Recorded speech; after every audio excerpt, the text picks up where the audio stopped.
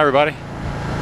As many of you know, the reason I started vlogging was to provide a record of my voice, telling some of the family stories, you know, for my kids and for my grandkids, for the day when I'm no longer here, or they get nostalgia, or maybe they want to, my grandkids might want to tell their kids about their grandpa. So what I'd like to do is I'm going to tell you a story about my dad. This is more of my dad and I. I want to add this to the list and tell the story so that the kids will know. I'm going to post a picture right here.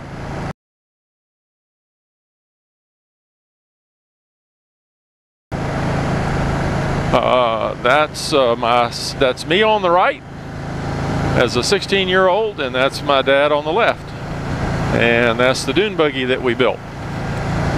And behind it is a big Caterpillar pan, what we call a pan or an earth mover, from his work.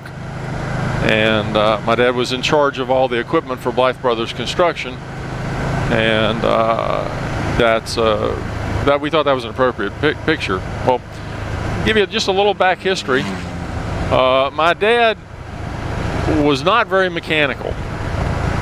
Really not mechanical at all. I mean, he could change a light bulb out, he could change a tire, things like that. But there were a lot of things that even though my dad was an engineer, he took engineering at NC State University and graduated, of course, with a Bachelor in Science of Engineering. But he never knew the mechanical side of things, or at least he never showed that to me. I mean, he never fixed a car. He never, you know, I was always taking stuff apart, and he was having to always hire somebody to put them back together. So I don't think he was really very mechanical. He never seemed to be. In later life, when I was grown, and he would always call me over and, you know, say, hey, I need you to fix something. I need you to do this. I need you to do that. You know, whether it be replacing a light switch or, you know, whatever it might be to do, looking at a radio that quit working or a flashlight. You know, he just always, and I used to think he used to get me out there just because he wanted to visit with me, and I'm sure that was part of it, but he really just didn't really know what to do with a lot of these things, how to fix them. So well, let me tell you about the story about the Dune Buggy. Now, every now and then my dad would get these ideas of things that he wanted to do, and he thought building a Dune Buggy would be a lot of fun, and he thought it would be fun, you know, with me. And we didn't know anybody that had ever built a Dune Buggy before, but he made some phone calls and he looked around at some stuff, and we determined that the first thing that almost everybody starts with is a oh great, this road's just been done too. Everybody starts with a Volkswagen Beetle. Or at least they did back in when we built this, which would have been, let's see, it was about 1968 was when I was 16 years old. So he got an old, gosh, how was this? I think it was like a 1964 model or something like that. It was an old VW. It had the real tiny little engine in it, and it was completely worn out when he bought it. I don't think he hardly gave anything for it. But he had it delivered out to the shop where he worked at Blythe Brothers, and it was Blythe Brothers at the time. Now it's Blythe Industries, I think, but Blythe Brothers, and we had it delivered out to the shop. And he had a favorite mechanic, a young fella named Don Hamill, that he really liked. He kind of was helping him move up through the company because he realized he was a smart guy, and he was also a heck of a mechanic. He was a good manager, and but he talked him into helping us build it. And he got some of the other mechanics out there from time to time with stuff, but the first thing you got to do is you have to decide what you want. And my dad looked around and he found I believe it was called the Myers-Manx. I could be wrong, but I think that's what it was. This is a long time ago, so bear with me. Myers-Manx out of California made these fiberglass bodies for these things. And he ordered one from California, and they were very, very popular at the time, and there was a backlog. I think it was a 6-month backlog on getting it shipped. And so in the meantime, we had to prep the Volkswagen. Well, I know you've never, I don't think I could find a picture of this. If I can find a picture of it, I'll put it on here.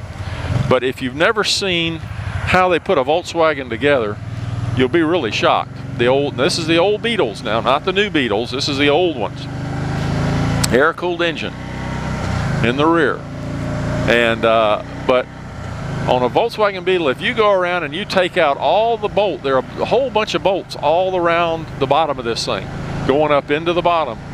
And if you take them all out, unhook everything, the wiring harness, everything, you can literally lift that body up completely off of the chassis. And what you end up with is a pan. And it's literally a pan that the suspension, the engine, the tires, everything is attached to. The seats, the only thing that's not attached is the steering wheel. And of course the dashboard and all that. So what we did, we got that off, and the reason you have to take the body off, of course you want to put the new body on it, but all of these dune buggies required that the Volkswagen chassis had to be shortened, because this was not going to be a 2+2 or a 4-seater. It was a 2-seater. Well, it was basically, it was a 4-seater, but it was just a different thing. You had to shorten, I think it was 11 or 12 inches, had to be cut out of that chassis between the front and rear wheels at a specific point. And because the motor and the drive system and everything was in the back, it was really pretty easy to do.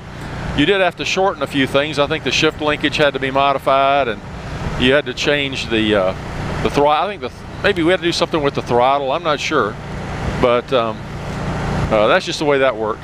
But a lot of little things, and again, I don't remember all the little things that it required.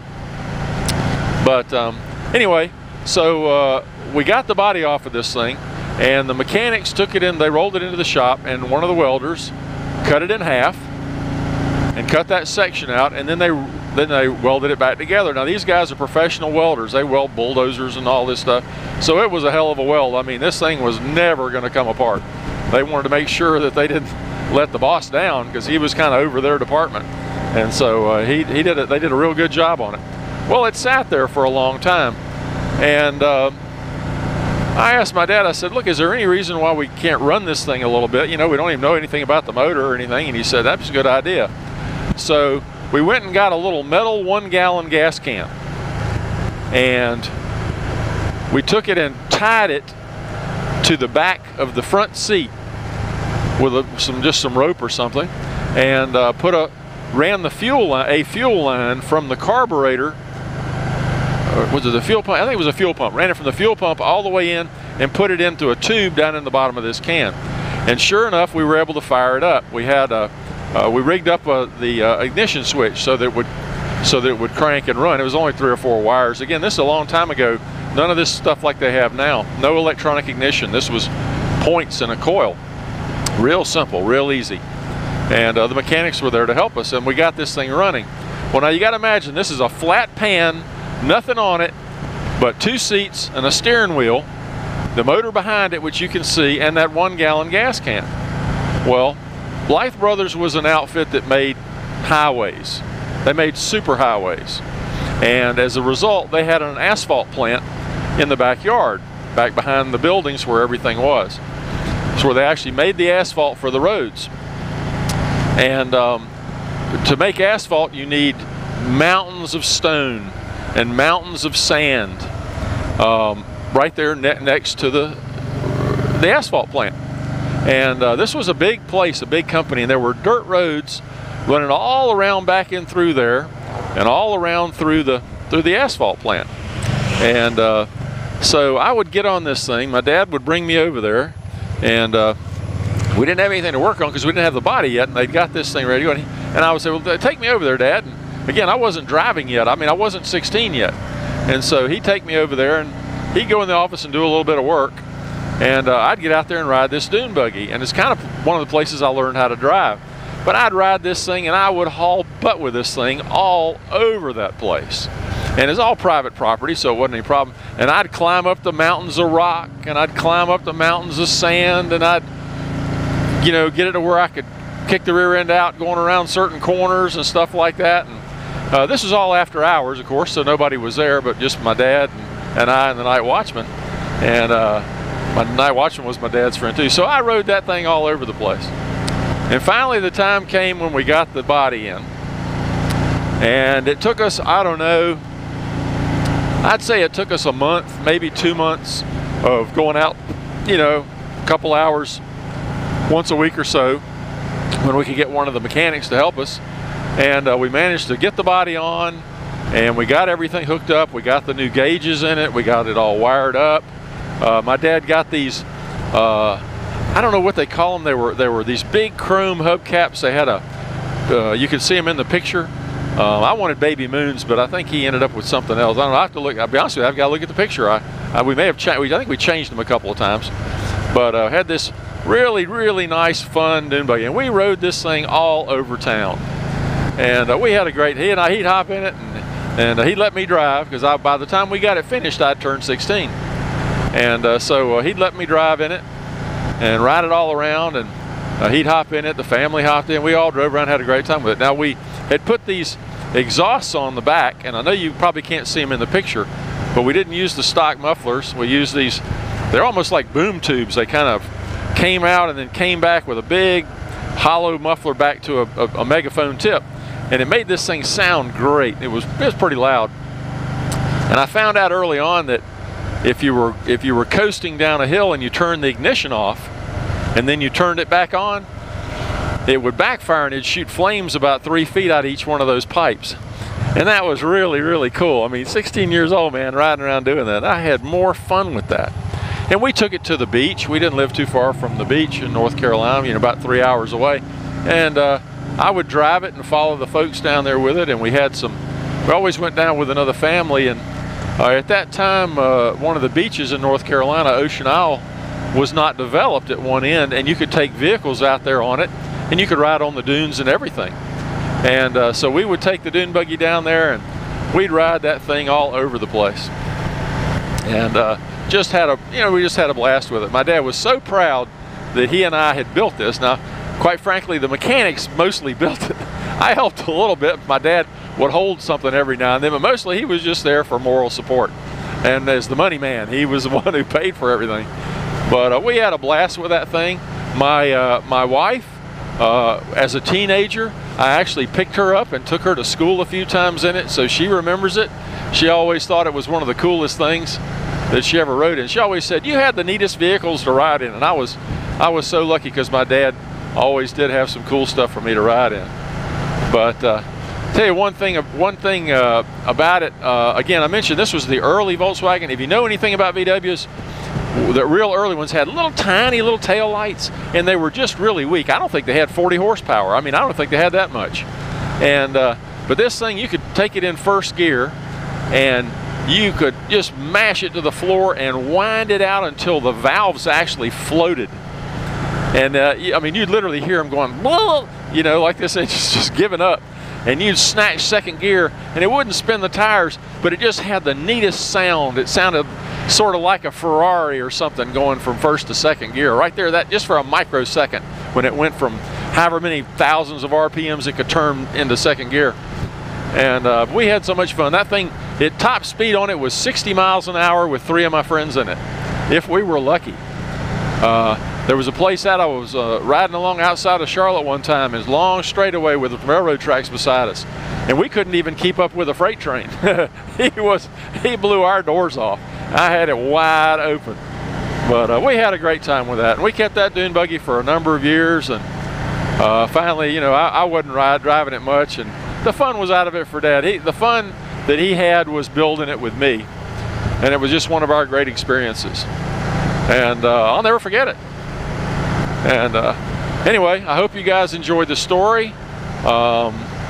If you're one of my kids, I hope you know a little bit more about your grandfather or your great-grandfather and me. So anyway, everybody have a great day. Hope you enjoyed this. This one was for the family. So everybody take care, and we'll talk to you next time. Bye-bye. Oh, there's one thing I wanted to add to the story about the dune buggy and my dad. There was one time that I was out riding it with my buddies, with my good friend Jack and believe one of his friends, Taylor Hawkins, was with us. Maybe a couple other guys, and but one other guy. I don't think who the heck it would have been. Well, it might have been Bob. Bob might have been. So Bob, Jack, and Taylor and I were out riding back through a neighborhood real near our house, and being that it would backfire and that it was black dark, I'm riding along, flipping the ignition switch on and off and shooting flames out the back, and it make a real nice little pa-boom, pa-boom. And it didn't, you know, I didn't think it sounded like fireworks, but I guess some people did. But anyway, we're riding along, and there's this guy in a station wagon sitting at a stop sign way off, and he just waits and waits and waits until we get up there. And as soon as I go by, he does a highway patrol peel out behind me, and he just gets right on my butt. And I mean, this is a guy in a station wagon. This isn't a police officer. Just, you know, we weren't speeding. All we were doing was just popping the exhaust. So, you know, so what the heck? And so I started pulling on away from him a little bit. He'd come right back up on me. And I did mention this thing isn't fast. I mean, 60 is its top speed. I'm not going to get away from a guy in a station wagon with 3 of my friends in it. And, you know, that's just the way it worked. And so we're going, and he's just right on my butt. And it just began to sprinkle just a touch. And we had the top down, of course. I mean, it didn't really have a top on it to speak of. And so the windshield's getting a little bit speckled, and it had windshield wipers, but with him behind me with his bright lights on, right on my bumper, I couldn't see through the windshield where the hoot. So I'm having to stick my head out around the windshield to see where the heck I'm going. And I get up to a road, and I made a right onto a road, and went a little ways up, and then, you know, don't know that I'm going to shake him, but I'm sure trying to get him off my tail a little bit. And I made a left turn, and when I made a left, I misjudged it because I couldn't see very well. And with a slick pavement, and the rear end slid in, the right rear tire, I slid in, hit a culvert, and popped the tire off the bead. Boom! And I'm telling you, that's the maddest I've ever been when I was a kid. What was I been? I would have been 16, 17 years old. That was the maddest I was ever been. That's the closest I ever came to taking a swing at an adult as a kid. He jumps out of his car with an axe handle in his hand, yelling at me, and my friends have all bailed out, and they're all standing around, and I had my fist balled up, and I was PO'd. Let me tell you, man. I went back, walked around real quick, and in the headlights of his car, he was so kind to leave his bright lights on. I went around, I saw what was happening. I wasn't sure whether I'd bent the axle or not, but I sure wasn't going anywhere with it. And I was so ticked off, and I went back and got up in his face. And fortunately, he was not as hot about it as I was. And I'm afraid he would have killed me. But this was before cell phones, so I had to go knock on a door. And a lady was kind enough to let me use her phone to call my dad. He was there in about 5 minutes, and he talked to the other adult there, and so I didn't really have a chance. I was doomed. But we got it hauled to the house, and we didn't have a spare. You didn't carry a spare on a dune buggy, and we didn't have a spare rear tire for it, so we hauled it to the house and took it off. Dad took it to a gas station. It literally just didn't even damage the rim. It just literally, kept the tires kind of low for going off-road with it, and I just popped the tire off the bead. It was tubeless, and just all the air ran out. So it didn't cost anything, just a little air back in it. But I was grounded. Couldn't drive anywhere but to school. Now, they had to let me drive because I took my sister to school a lot of days. So they said, okay, well, you can only drive back and forth to school. So I was grounded. I think I was grounded a week. I don't think it was any more than that. And it passed pretty quickly. But that was the time I thought I was going to have to whoop up on somebody. I'm not a fighter. I've always been a lover. Well, when I had the chance. But run away to love another day. That's my motto. But anyway, what's the old saying now? Said I'm too old to run, so I'm just going to have to kill you. And fortunately, I've been lucky, and I haven't had to get my butt kicked or kick butt. And I'm very thankful for that. Hope it always remains that way. All right, well, thought you might enjoy that little added tidbit to the story of the Dune Buggy. Thanks and take care.